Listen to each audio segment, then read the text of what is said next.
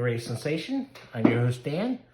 And in this episode, I am going to be looking at 4 small press sci-fi adventure kind of comics. And this one is DUBZ, Mature Oddities Only.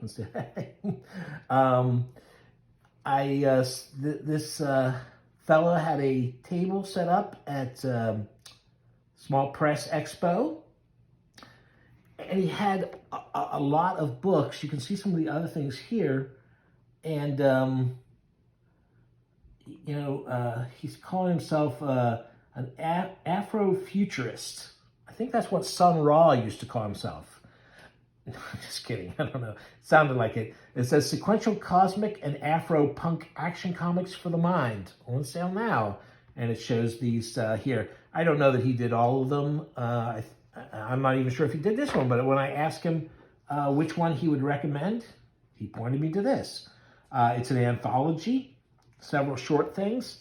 Boy, it has got some colors to it. First printing, 2023, so it's probably his latest. I think most of these self-published guys, they're going to point you to their newest titles.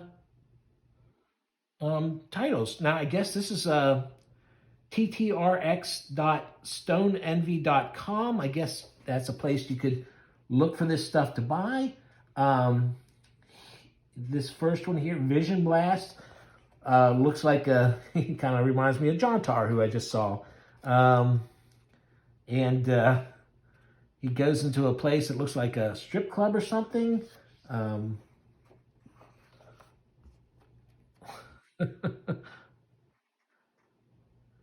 Immediately gets into a fight with somebody. Over what? I'm not sure. Some sword play action there. And then we get into some psychedelic kind of stuff there. And that one's over. I don't want to give away the whole thing, but I just wanted to give you an idea what this was like. These are a lot of fun colors. And this one's like a sword and sorcery kind of thing with some weird creatures. I'm not sure I'm crazy about these creatures. They're not the greatest creature design, but they're all right. I think all kinds of wild action there. And that looks like the hat of like that Barry Windsor Smith gave to Elric in the Conan comics, or the one that Moebius's character sometimes wears. But that guy saves the day, completes whatever it is. Then we've got another thing here that looks like a futurist kind of thing. It's got a lot of people talking. And then this is the one I think where it's one of these things where they go into a virtual world. Because that's what hackers do. They end up in a virtual world. And they have all this cool stuff here. And so that's it. That's what this is like. I think it looks pretty cool. I find it very interesting. I'm wondering now, I wish, I didn't have that much money to spend. So I'm not sure what these other ones look like inside. I'm going to try and find out a little bit more about this stuff. So TTRX Comics by J.T. Wilkins. So I think this looks great. This is Jungleland. Adam Phelps. You can see here it's a black and white. He's got some zip working. It looks like it's the computer zip, and there's some of that, I think he's got all the usual black and white kind of stuff going. Some action adventure here. it looks like it's trying to be kind of serious. It doesn't look like it's a parody or anything.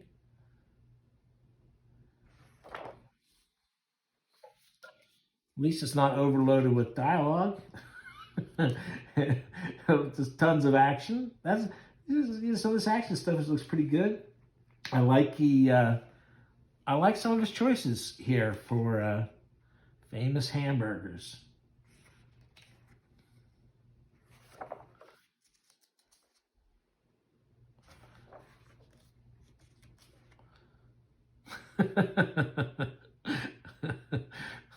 I'm not as sure about this. This is pretty wacky. Man, this is a lot of black. There's a lot of black on a page.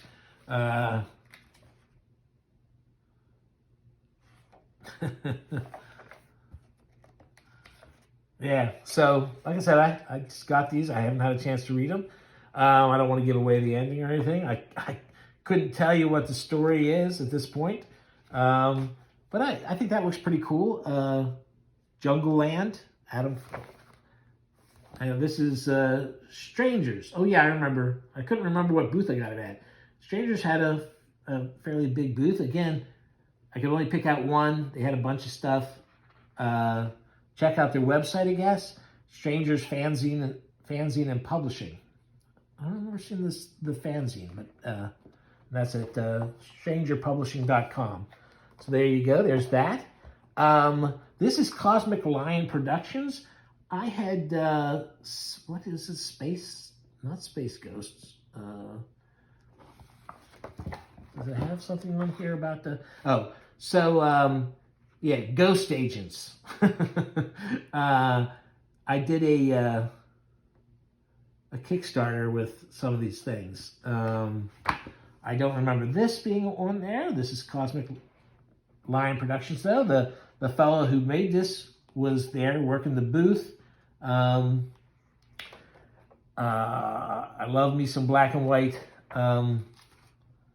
sword and sorcery stuff. Hawks over Aleppo. I'm enjoying this artwork here. This weird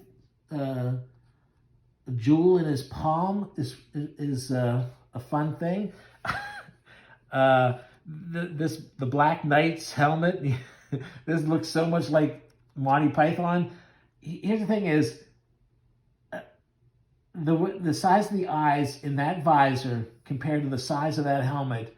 That absolutely would not fit his head. His head would have to be the strangest shape. But that's okay. I like this. I like, hey, here's our tavern wench, and she's not shaving her armpits. That is a good bit of business there. And then we get right away into some violence. I like this. I like this part here. I like this is fun to me. Some of this. I'm not sure if this is supposed to be magic or something rising up out of his palm, or if it's supposed to be going up his arm, or maybe both. I like he's got the universe. He's got those eyes with the reflecting the universe. That's always a fun thing to see. Then he goes to this outer space thing. I noticed this yesterday when I was flipping through it. They go into outer space. They're fighting there for a couple pages. Then it goes back to the intrigue, some other intrigue. I like the way he draws this corrupted nun or whatever she is. I really like that. Like the way that's drawn. There's more intrigue about these jewels and what magic they're doing. Then it goes back to this outer space thing again.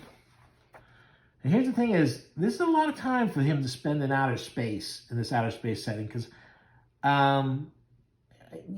this is a little boring to me, the outer space setting. And so I was going like, great, this guy's dying. Maybe we're going to get back to to the regular section.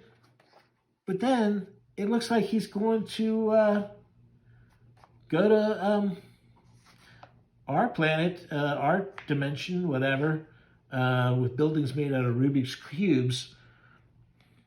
I'll be a little disappointed. I would rather him have stayed in his barbarian world for a little while, but I can't really decide that. That was up to him. I like this, though. I will definitely buy issue 2 when it comes out.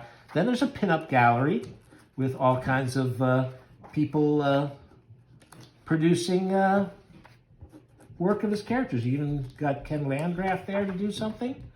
And there's a backup story that I'm not as crazy about the art for that.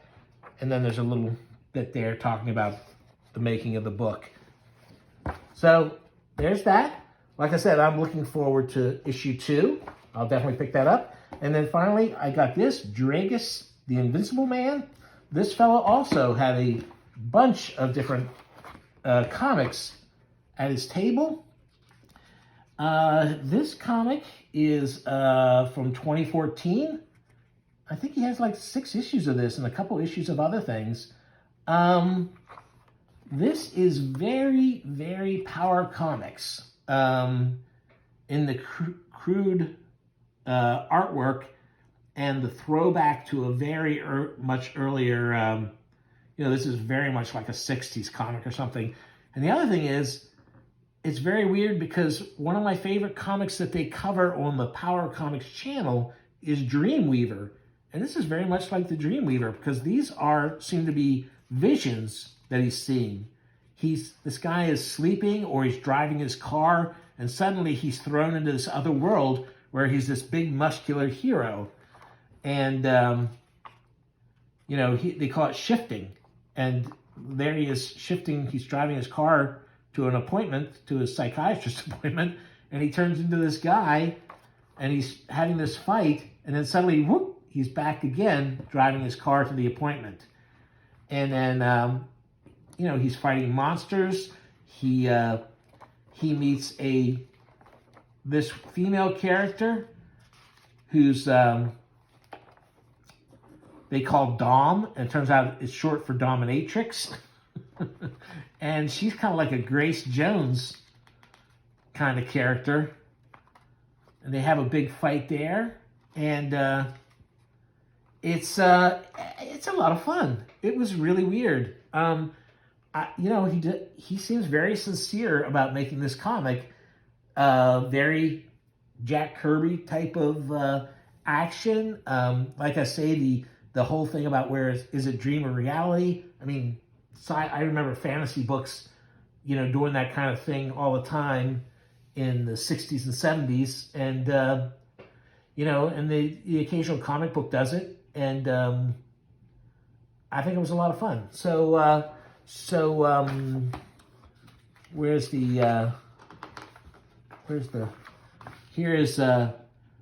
don't forget to drop us a line, dragiscomics.com, dragiscomics.com. And you can see here's the characters that were in this issue. And wow, I think it's fun. Like I said, there's already 5 other issues out, so I'll probably pick up a few more. I hope some of these looked interesting to you. I think I did a pretty good haul.